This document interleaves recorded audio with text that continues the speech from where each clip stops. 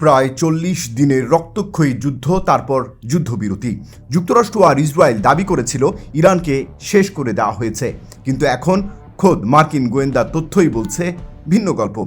যুদ্ধবিরতির মাত্র ৬ সপ্তাহের মাথায় ইরান আবারও ড্রোন বানাতে শুরু করেছে, ক্ষেপণাস্ত্র ঘাঁটি মেরামত করছে, লঞ্চার পুনর্নির্মাণ করছে।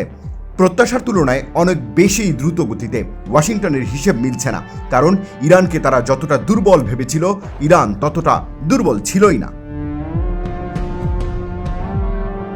গোয়েন্দা তথ্যের সঙ্গে সংশ্লিষ্ট একাধিক সূত্রের বরাতে জানা গেছে, যুক্তরাষ্ট্র ও ইসরায়েলের হামলায় ইরানের সামরিক সক্ষমতা যতটা ক্ষতিগ্রস্ত হয়েছে বলে ধারণা করা হয়েছিল, বাস্তবে ক্ষতি তার চেয়ে অনেক কম।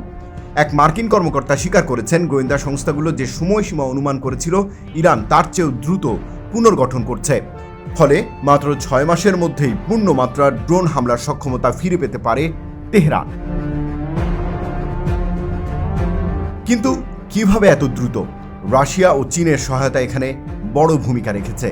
সংঘাত চলাকালে চীন ক্ষেপণাস্ত্র তৈরিতে ব্যবহৃত বিভিন্ন উপাদান সরবরাহ অব্যাহত রেখেছিল বলে দুটি সূত্র নিশ্চিত করেছে। চীনের পররাষ্ট্র মন্ত্রণালয় অবশ্য এই অভিযোগ অস্বীকার করে বলেছে, এসব দাবি তথ্যভিত্তিক নয়।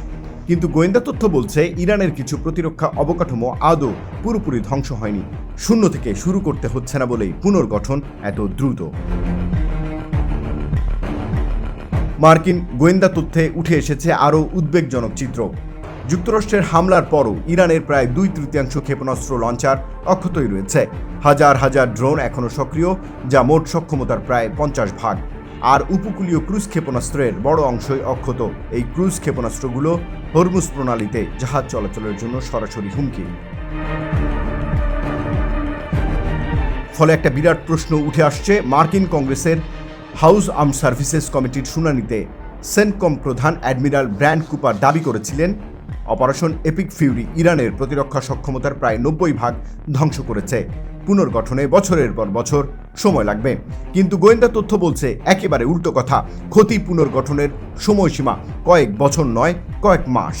কুপারের বক্তব্য আর গোয়েন্দা মূল্যায়নের এই ফারাক বলে দিচ্ছে, ওয়াশিংটন জনগণকে আসল চিত্র দেখাচ্ছে না। এদিকে পরিস্থিতি আরও জটিল হয়ে উঠছে দুই পক্ষের হুঁশিয়ারিতে। ট্রাম্প বলছেন, ইরান শান্তি চুক্তিতে সম্মত না হলে আবারও হামলা শুরু হবে। আর ইরান পাল্টা স্পষ্ট জানিয়ে দিয়েছে, নতুন হামলা হলে মধ্যপ্রাচ্যে মার্কিন ঘাঁটিতে থাকা দেশগুলোতে আঘাত হানা হবে। এবার আরও দূরের লক্ষ্যবস্তু নিশানায় থাকবে। বিশ্লেষকরা বলছেন, যুদ্ধবিরতির মধ্যেও ইরানের এই দ্রুত পুনর্গঠন আঞ্চলিক উত্তেজনা নতুন উচ্চতায় নিয়ে যেতে পারে, আর ওয়াশিংটন তেহরান সম্পর্ককে সংকটের দিকে ঠেলে দিতে পারে যে কোনো মুহূর্তেই।